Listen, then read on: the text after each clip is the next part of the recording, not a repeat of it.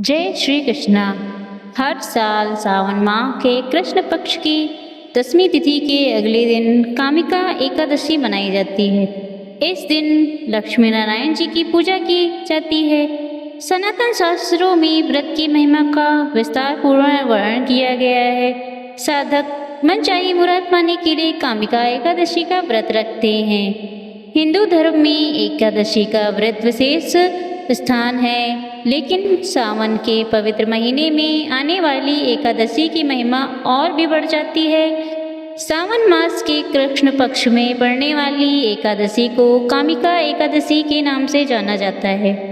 चातुर्मास की यह पहली एकादशी मानी जाती है, इसलिए इस दिन भगवान विष्णु और माता लक्ष्मी की पूजा अर्चना करने से साधक को अक्षय पुण्य की प्राप्ति होती है। मान्यता है कि कामिका एकादशी का व्रत रखने से व्यक्ति के जाने अनजाने में किए गए सभी पाप नष्ट हो जाते हैं और उसके जीवन में सुख समृद्धि का वास होता है।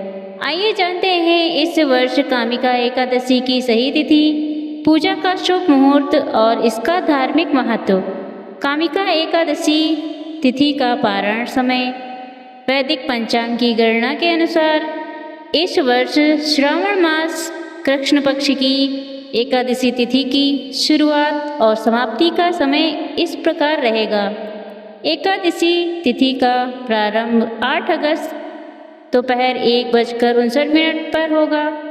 वहीं एकादशी का समापन 9 अगस्त रविवार को सुबह 11:04 पर होगा। उदया तिथि अनुसार यह व्रत 2 अगस्त रविवार को रखा जाएगा। व्रत पारण 10 अगस्त को सुबह 5:47 से लेकर सुबह 8 बजे तक होगा। एकादशी के दिन सुबह ब्रह्म मुहूर्त में उठकर स्नान करें और साफ वस्त्र धारण करें। इसके बाद हाथ में जल और अक्षत लेकर श्री हरि विष्णु के समक्ष व्रत का संकल्प लें।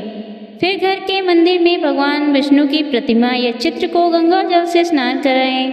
तत्पश्चात उन्हें पीले वस्त्र, पीले फूल, चंदन और गोपी चंदन का तिलक लगाएं। पूजा के दौरान भगवान विष्णु को पंजीरी, फल, मिठाई और पंचामृत का भोग लगाएं।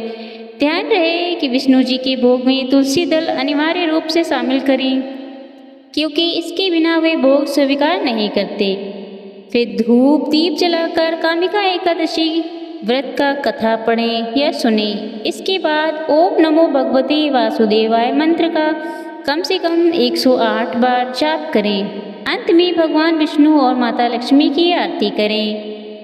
पद्म पुराण के अनुसार ब्रह्मा जी ने नारद जी को बताया था कि कामिका एकादशी का व्रत रखने से व्यक्ति को पितृदोष और ब्रह्म हत्या जैसे घोर पापों के प्रभाव से मुक्ति मिल जाती है। इस दिन भगवान विष्णु की भक्ति भाव से पूजा करने वाले व्यक्ति को गंगा स्नान यह अश्वमेध यज्ञ के समान फल प्राप्त होता है। कामिका एकादशी पर तुलसी जी का दर्शन करना, उन्हें जल अर्पित करना और उनकी पूजा करना बेहद शुभ माना जाता है। मान्यता है कि इस दिन तुलसी पूजन करने से यमराज के भय से मुक्ति मिलती है।